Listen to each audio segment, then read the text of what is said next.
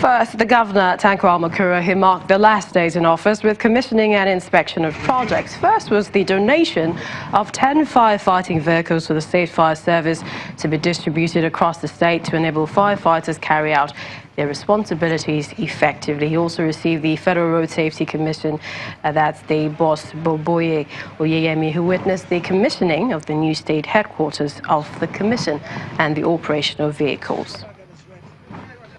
Elsewhere, Ogun State government is assuring residents of the state that all the projects going on in different parts are for the good of all. The state government says there can be no meaningful development without some sacrifice on the part of residents.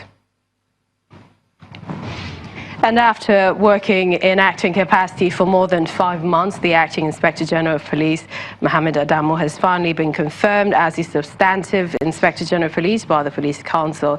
His confirmation comes after he was appointed in acting capacity on the 15th of January when he took over from the former IGP, Ibrahim Idris.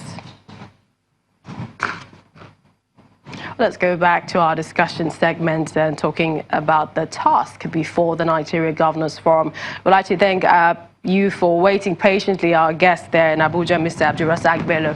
Thank you once again. And looking at the functions and, you know, some of the objectives of the NGF, how would you say that the forum has fared in the last couple of years?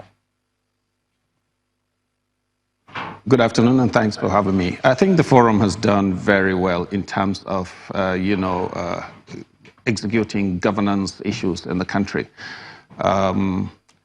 We can see in the last couple of months that, the Nigeria Governors Forum has facilitated a lot of things for states where major development issues have been accomplished. And by and by, I think it's properly positioned to encourage governance in the country. One thing I'd like to ask is the position of the state governors when we talk about local government.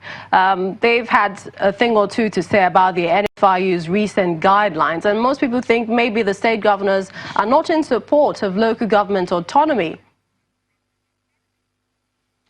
Governors are not at all against local government autonomy. This is federalism, and states are, constitutionally linked to the local governments. The local governments are part of the states. So there is nowhere where governors have, argued against local government autonomy. As a matter of fact, local government autonomy will help governors ease some of the burden of governing from the grassroots. If you look carefully at what happens in Nigeria today, whatever problems that arise from governance at the grassroots level are blamed on governors. So governors must be able to supervise local governments or local government chairmen very, very effectively for governance at the grassroots to endure. So governors are not against the autonomy of local governments. What they are talking about, as far as the NFIU guidelines are concerned, is that the NFIU is overreaching itself by dabbling into issues that are constitutional, and it has no constitutional powers to give such guidelines. So let's take a look at workers' salaries. We know of the new minimum wage, and we also know of the lack of cash flow in some of the states, and the fact that some states will also struggle to pay salaries. Looking at their IGRs, what are the governors saying, and especially the governors-elect now? What plans, as a forum, do you have to helping each other to better serve the people? I think we're trying to overflog a dead horse. Governors have already, pushed their arguments against, the 30,000 naira minimum wage, and eventually were succeeded in getting the federal government to institute a committee which looked into other sources of revenue that would accrue to states to enable them pay the 30,000 naira minimum wage. And I believe that this is going to take place in no distant future, as soon as it is made law. Governors are ready, and I believe a lot of workers are going to have their pay as soon as this thing is passed. So it's no longer a problem, or it's no longer an argument over whether or not states are going to be able to pay the 30,000 naira minimum wage. As a matter of fact, a couple of states have announced that they are going to immediately commence the payment.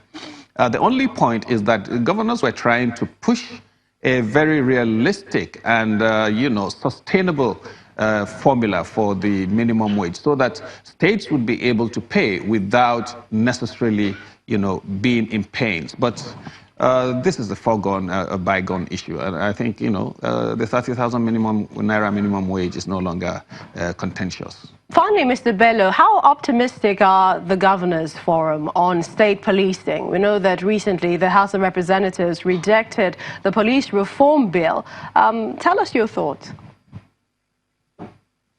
I'm happy to announce that the new Inspector General of Police, who was confirmed only yesterday, is very, very positively inclined, to the state policing. He has already started a community policing formula, and I believe that he is probably going to align himself with the thinking of governors that state police, the imperatives of state policing, is no longer something that should be argued.